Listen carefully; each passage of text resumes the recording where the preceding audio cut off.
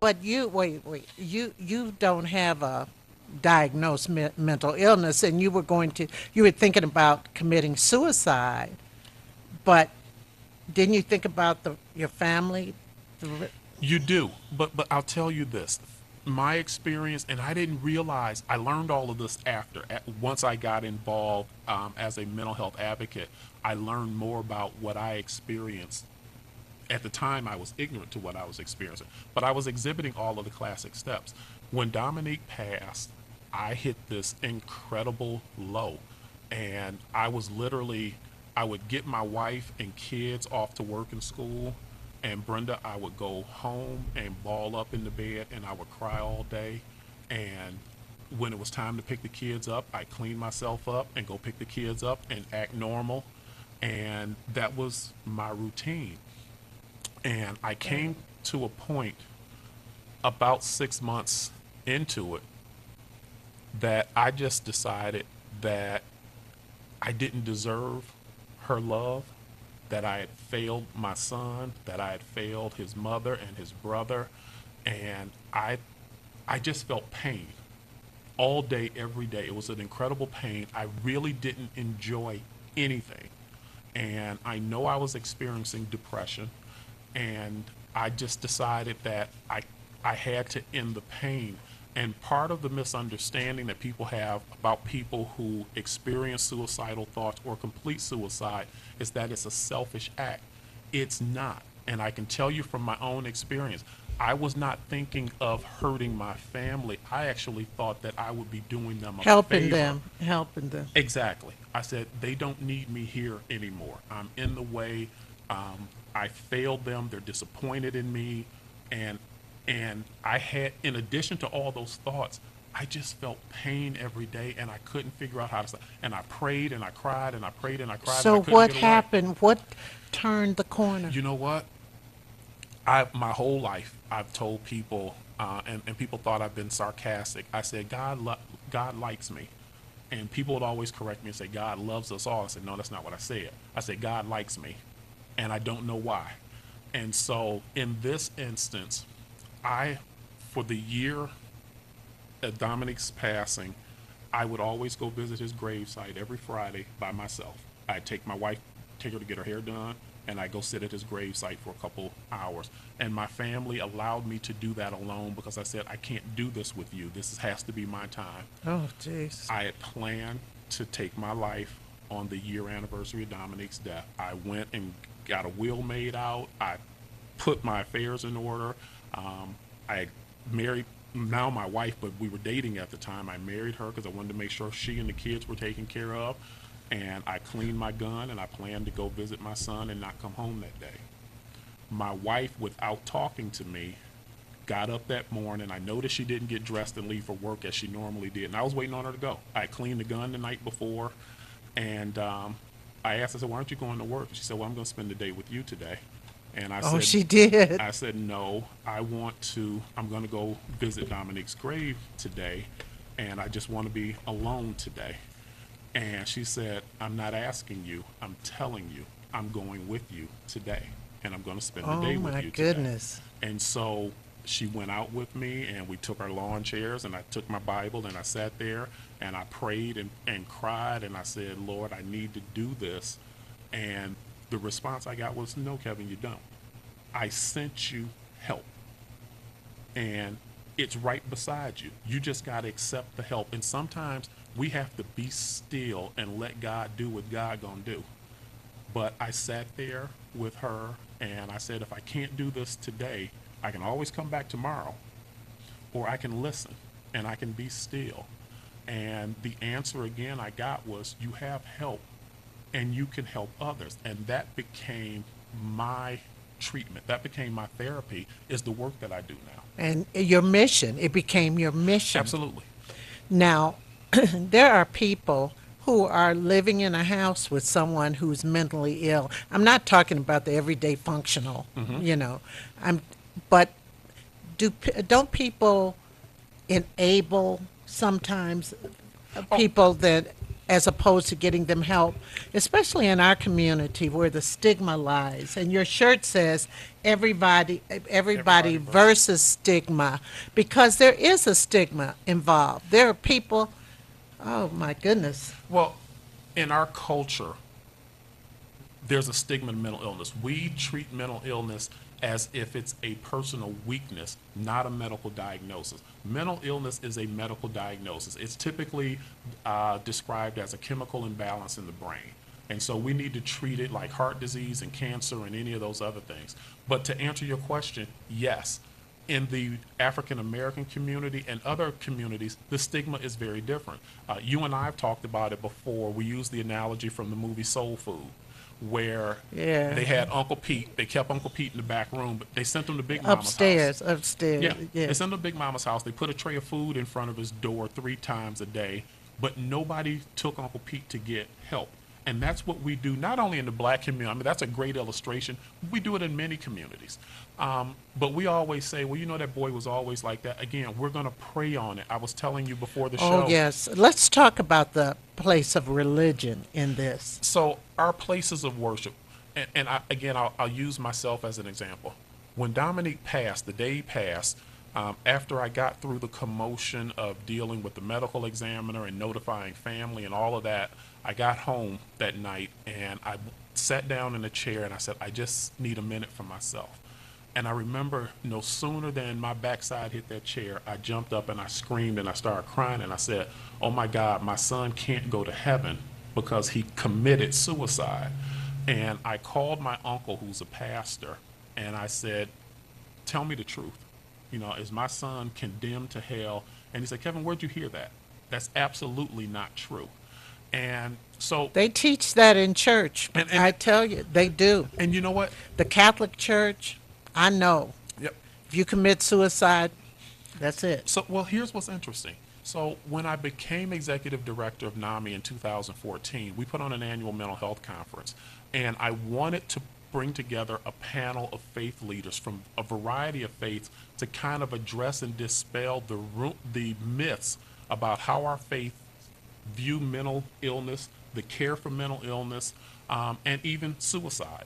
And so we bring together a Catholic priest, a Baptist pastor, a rabbi, an imam, and we have this panel discussion every year. But here's what I learned, and especially from my Catholic priest friend. He said, none of that's true.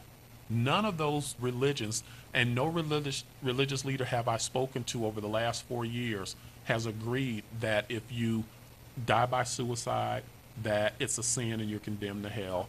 None of them agree that mental health care is prohibited by your religion. I have many people who call my office and say, my spouse, my child cannot receive mental health treatment because my religion prohibits us taking psychotropic drugs and those things. But when I talk to those faith leaders, they say that's not true. Okay. However, I will add this, and you and I talked off camera about this. There are many faith leaders who are not educated about mental illness, and they are giving bad information to their members, and we have to Or stop that. they're dissuaded them from going to get professional help. We have grandma who says, mental illness is a curse. We're going to take you down to the church and they're going to pray it away. We have faith leaders who are telling people that. And I've met some even recently who have given people that advice, and it's wrong. We would never tell a cancer patient not to take their medication. We would never tell a heart patient not to take their medication. We should not be telling people who live with mental health disorders not to take medication, not to seek treatment, that it is demonic. That's not true. It's just not true. And you just saw a gospel star, we won't mention their name, what did that Yep. person tell the audience? Yeah, we had a very well-known gospel singer at our church about 3-4 weeks ago, and she was on stage, and I know she didn't have any ill will. She's uneducated about it, but she was literally telling people, don't take your medication. God will see you through until you get better. And I said, we can't continue to tell people that because not only are we talking about life and death, but we're talking about quality of life as well. People deserve to live the best quality of life they can, whether they have heart disease, cancer, or a mental health disorder. And so we shouldn't take that from them. We need to be educated. We shouldn't talk about things we don't know. It is really the short way to say it. Absolutely. And right now, I had asked you about addiction. Where is that a place? Does it have a place in the mental health? Absolutely. We look at people who have mental illnesses and who start to self-medicate or however they end up using drugs is the term is called co-occurring. They have a co-occurring diagnosis, mental illness and substance use disorder. Interestingly, a lot of people, I hear numbers as high as 60, 70% of people who have substance use disorder issues started with mental health disorders and they start self-medicating. And I'll use That's self-medicating. That means they're doing things to help they they're think will they're help taking themselves. recreational drugs. And I'll use Dominique as an example. Dominique stopped taking his prescription medication, which by all accounts appeared to have been working. And when he stopped doing that, the voices came back. And Dominique started smoking marijuana. And I found a small bag of marijuana in his pants pocket when I was doing his laundry one day. And I was very upset with him. And what I was 100% sure when we went to his next psychiatric appointment that the doctor was going to agree with me. But to my surprise, she said, "You're both right. The marijuana does chase the voices away." She said, "But here's the problem.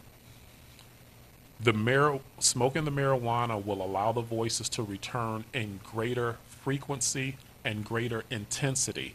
And there will come a point where the marijuana is not strong enough to chase the voices away, and he will graduate to stronger drugs."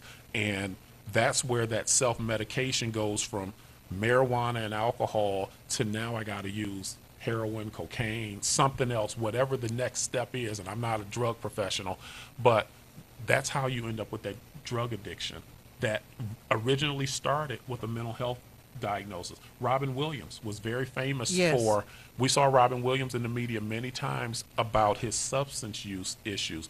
But the truth of the matter was, Robin Williams was most likely self-medicating because Robin Williams had been diagnosed with mental health disorders for years. But we're more comfortable talking about substance use than we are talking about mental illness. And he could get really manic, almost uncontrollably, because the lady who was in my play last year, she used to be his babysitter for his kids. Robin Williams, I was a fan. Robin Yeah. Williams was tremendously talented, but you could see his mania come out on screen. Right. No, No, Good Morning Vietnam. You'd see him riding well, highs and lows. nah, I can't go. I can't go with you on that. Only because that's on screen and that's an actor. I'm talking about times when he was sitting on inside the Sure. actor's studio. I mean, when he's just talking. But it's both. There are many. Anybody could act like that character. I don't know how many actors are around right now who could play that role the way Robin Williams Oh, did. a But- good actor can. but- I got to Okay. disagree. Okay. We'll split hairs on that. No, but why? Wait, this is very important though. Why would you say that's the problem? A lot of people associate characters that people play with who the people are. But their mental illness sometimes allows them to be able to play those characters. Many great actors, comedians, they live with mental health disorders. And they will tell you, I Sure. won't take the medications because I'm afraid it will dull my skill. I'm not saying that. I'm not saying that. I'm just telling you that there are other actors who could have played that role that Robin Williams played. They could have played Mork too. They Okay. could have played. They could have. Okay. I mean, there are a lot of excellent actors Oh, out there are there. lots of excellent actors and actresses out You there. know, but the first one who does it sets the bar. I'll agree. That's the truth. I mean, that's my. I know my thing. I know. That's your craft. But see, what I tell comedians, and this is very true, this is very, very true, because I know a lot of comedians, and we talk a lot. They're some of the best actors to play serious roles. Haven't you? You saw him play serious roles also. Oh, absolutely. Uh-huh. They're really good at playing opposites. People are good at playing opposites. But anyway, that manic thing, because sometimes you could talk to people and they're so far up there, they're just so excited. Next time you could talk to them, they're just down flat. That's bipolar disorder. That's classic bipolar Well, disorder. what is manic depressive? Bipolar disorder, they just changed the terminology for it. Really? Yeah, they just changed the terminology. So, bipolar disorder, that means, Manic, that mania, yeah, huh. depression. They just changed the term. You don't hear people say manic depressive anymore. You hear them say bipolar disorder. It's the same thing. And schizophrenic is, Schizophrenia is hearing or seeing things that are not there, or being, paranoid. You hear people paranoid schizophrenia. I think people are after me. Like I said, Dominique heard voices that told him to do things that people that weren't there. There were times that he thought he was getting messages through TV watching QVC. He watched QVC for days on end. really? Yes. And Dominique, before he was diagnosed, never watched Q. I mean, that's a challenge. Dominique's an athlete. He watching Right, Sports Center all the right, time. right, But yeah, right. he would watch QVC for days on end. He thought he was getting information and getting messages through QVC. Well, tell me some of the things that NAMI does so that my viewers can see it and see, if they could access.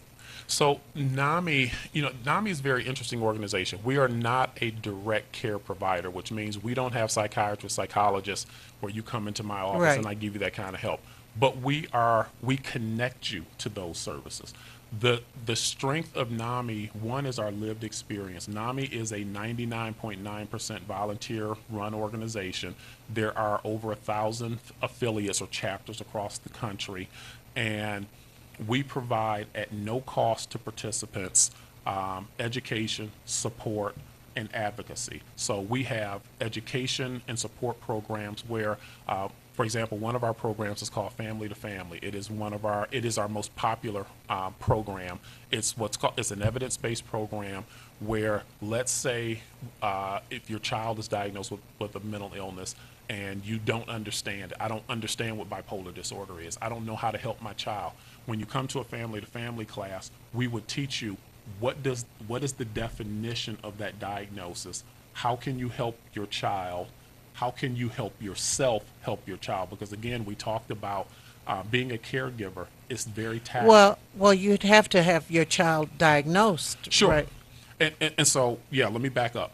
So if you were to call my office and say, look, myself or my child or spouse was diagnosed with a mental illness, I don't know where to go, what to do. I would say, Brenda, what county are you in? I'm in Wayne County. Okay, first I'm going to connect you to the Detroit Wayne Mental Health Authority. They are they're the public mental health authority for Wayne County, Michigan. And I would connect you with them, and they would connect you. They would do an assessment of what your needs are, what your insurance coverage are, because of course we all got to deal with that stuff. And then they would connect you with providers. Well, what about the people who don't have insurance? Then that's what we have a public mental health system for. So the Detroit Wayne Mental Health Authority, for example, and most people think, here's another myth, or I call it an attachment of the stigma to mental illness in Michigan. We closed all the state hospitals back in the 90s. And people still think that when we closed all those hospitals, all the public mental health services went away. That's not true.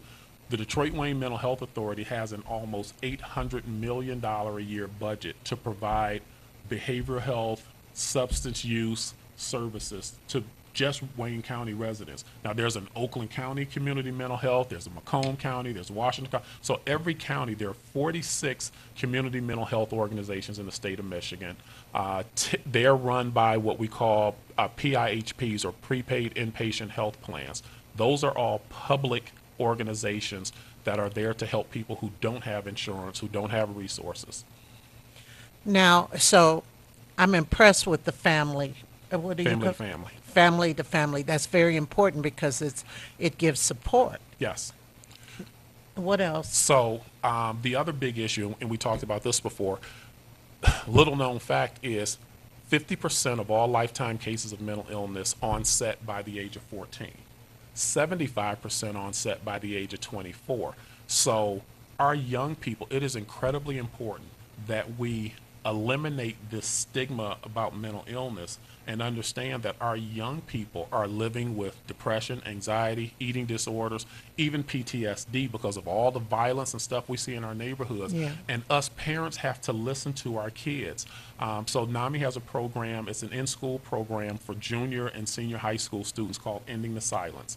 And it's an anti-stigma program where a facilitator like myself will take a young person who is either in recovery from a mental health disorder, may in recovery from substance use disorder, or may even be a suicide survivor.